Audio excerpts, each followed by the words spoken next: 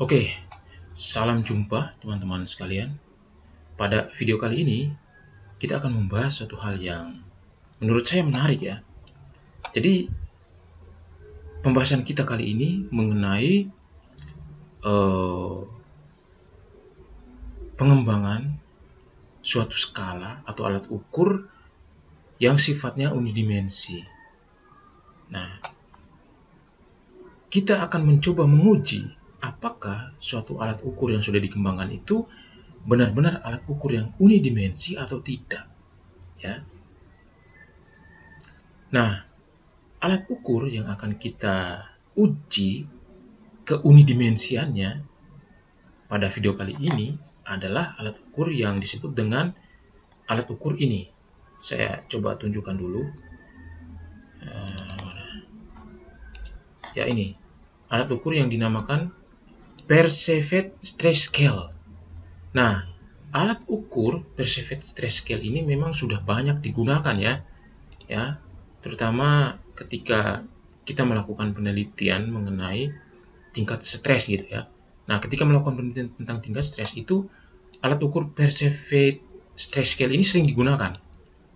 Nah, alat ukur ini itu dikembangkan oleh ini ya. Ketika saya mencoba mencari referensinya, ternyata alat ukur ini Perceived Stress Scale ini itu dikembangkan oleh seorang ahli yang namanya Cohen di tahun 1994 ya.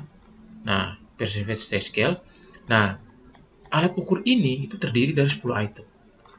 Dan alat ukur ini oleh pengembangnya itu disebut sebagai alat ukur yang unidimensi.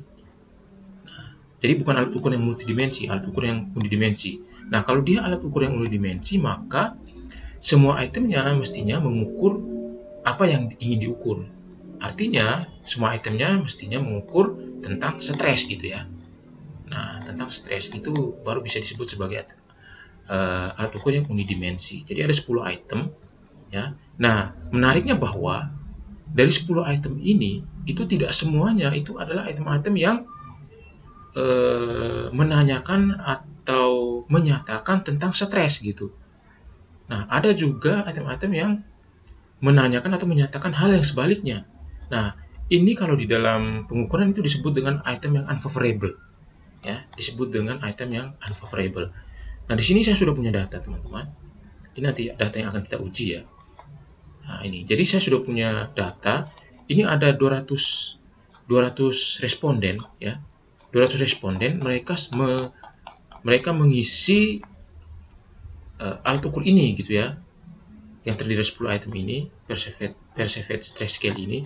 Jadi mereka ini mengisi alat ukur ini. Nah, dengan tujuan peneliti ini ingin melihat tingkat stres dari ke 200 responden ini. Tingkat stresnya seperti apa gitu ya. Nah, lalu dari 10 item ini, seperti yang saya sudah sebutkan sebelumnya, itu terdiri dari 10 item dan ada item yang menyatakan atau menanyakan sebaliknya atau disebut dengan item yang unfavorable. Nah, yang diberi warna merah itu adalah item yang unfavorable. Jadi item S4, E5, S5, S7, dan S8 itu adalah item-item yang unfavorable atau item-item yang menyatakan sebaliknya atau menanyakan sebaliknya. Jadi item-item ini sebenarnya item-item yang positif, tidak menyatakan tentang stres tapi menyatakan hal yang sebaliknya. Jadi item-item ini menyatakan hal yang positif. Maka item-item ini disebut item-item yang unfavorable. Nah, kita ingin menguji apakah benar bahwa alat ukur ini adalah alat ukur yang unidimensi kalau ternyata di dalam itemnya itu ada item-item yang unfavorable, ya. Nah, kita akan menguji ini atau ternyata bahwa alat ukur ini sebenarnya bukan alat ukur yang unidimensi, gitu ya. Nah, oke, baik. Sekarang kita akan menguji apakah benar alat ukur ini adalah alat ukur yang unidimensi. Nah, pengujian ini akan saya lakukan menggunakan dua software ya. Yang pertama saya menggunakan SPSS, yang kedua saya akan menggunakan WinStep ya, atau analisis RAS gitu ya, analisis RAS. Nah, untuk SPSS sendiri itu saya akan menggunakan analisis faktor menggunakan prinsip komponen analisis, ya kita akan menggunakan itu. Lalu di WinStep juga kita akan menguji pakai pengujian unidimensionality-nya ya. Oke, ini saya tutup dulu. Oh, saya buka saja. Ya saya tutup dan save. Oke, saya tutup. Lalu kemudian pertama-tama saya akan menguji dulu menggunakan menggunakan SPSS gitu ya. Nah, ini datanya sudah saya masukkan seperti ini. Ada 10. Nah, lalu untuk mengujinya kita ke analyze, pilih dimension reduction, lalu kita pilih faktor. Nah, ini di sini saya sudah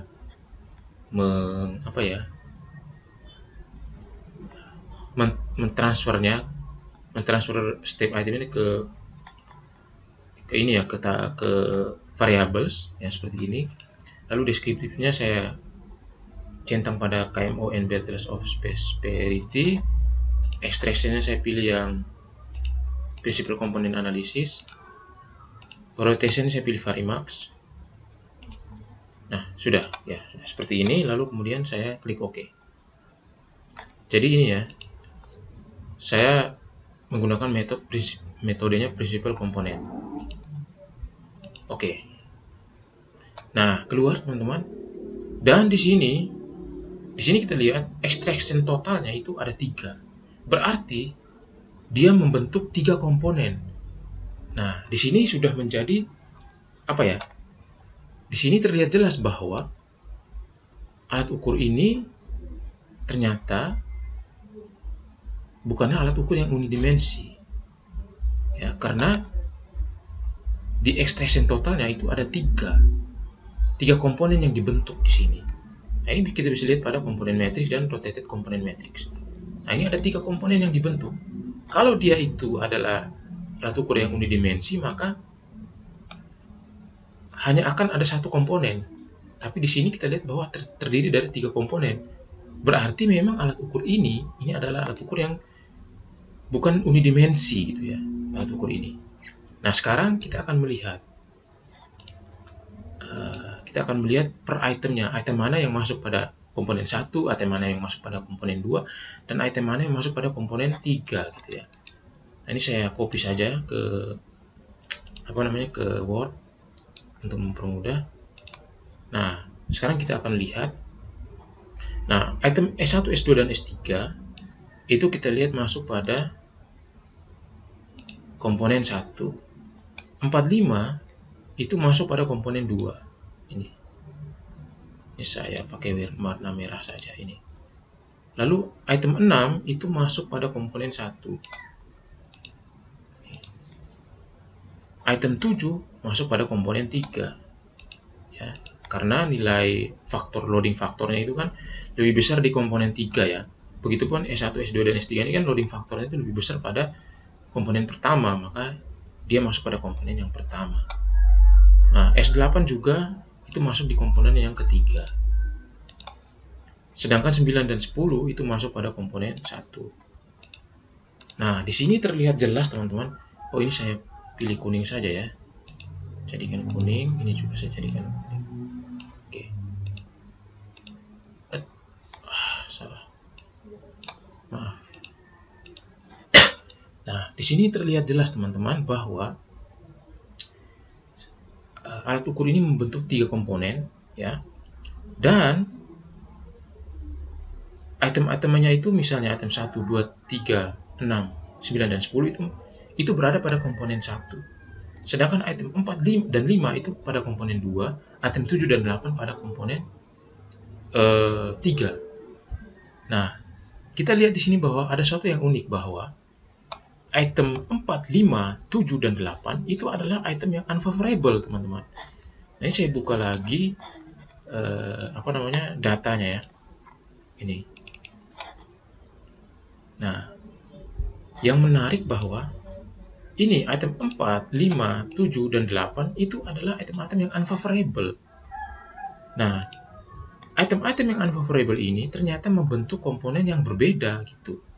Nih, item-item unfavorable tadi ternyata membentuk komponen yang berbeda ya, yang berbeda, yaitu komponen 2 dan komponen 3.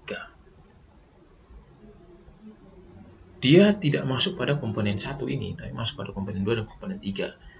Nah, maka bisa kita katakan bahwa alat ukur ini bukanlah alat ukur yang unidimensi. Nah, oke, jadi ini ya teman-teman. Nah,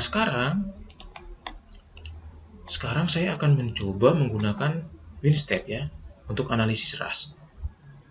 Saya buka Excel, select data. Saya masukkan data ini, data tingkat stres, masukkan. Oke, lalu respondennya saya cut, masukkan ke person label variables.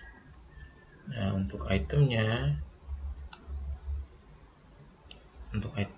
saya masukkan ke cut, masukkan ke sini, pasti. Nah, ini. Lalu kemudian construct WinStep output data stress. Save. Kita tunggu. Oke, sudah kita tutup, kita drag, enter 2 kali.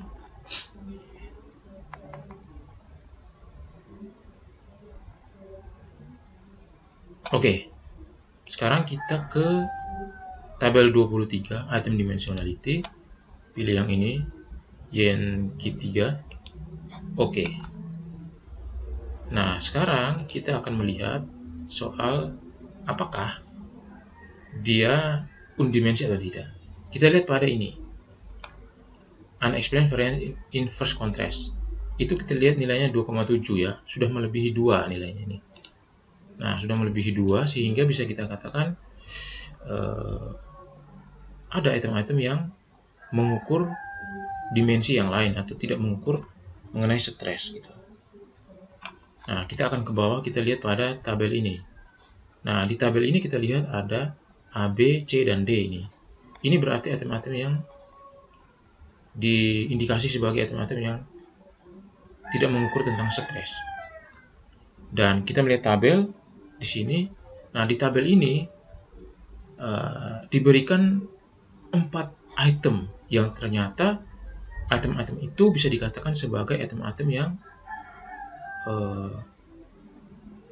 mengukur dimensi yang berbeda atau mengukur konstruk yang berbeda. Dia tidak mengukur tentang stres, tapi mengukur hal yang lain. Nah, sebenarnya analisis unidimensi ini pada ras ini juga menggunakan ini ya, prinsipil komponen analisis, sama seperti yang tadi kita gunakan di SPSS.